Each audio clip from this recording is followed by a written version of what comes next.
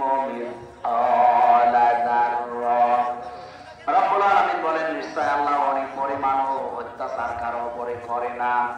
2 নম্বরে সূরা নিসার 31 নম্বর আয়াত ইন তাজতানিবু কাবাইরা মা তুনহাউনা আনহু নুকাফির আনকুম সাইয়্যাতিকুম ওয়া নুদখিলকুম মুদখালান কারীমা।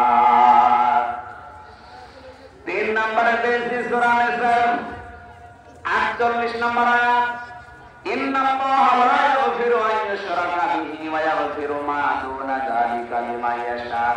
4 নম্বরে পেয়েছি সূরা নিসার 64 নম্বর আয়াত ওয়ালাউ আন্নাহুম ইযলামু আনফুসাহুম জাউকা ফাস্তাগফিরুল্লাহ।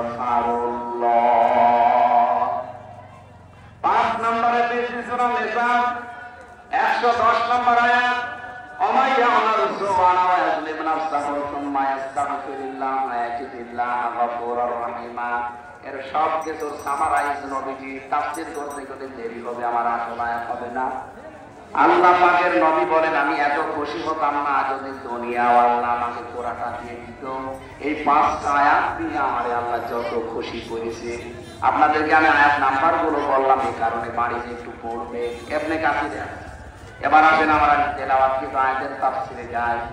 সূরা নিসা 137 নম্বর আয়াত রব্বুল আলামিন বলেন ইন্নাল্লাযীনা আমানু নিশ্চয় যারা ঈমান আনে সুম্মা কাফারু এর পরে আবার কুফরি করে কাফের হয়ে যায়, সুম্মা আমানু এর পরে আবার ঈমান আনে, সুম্মা কাফারু এর পরে আবার কাফের হয়ে যায় কুফরি করে, সুম্মা যাদাদু এরপরে তাদের কুফরিতে বৃদ্ধি করতে থাকে আর ফিরে আসে না।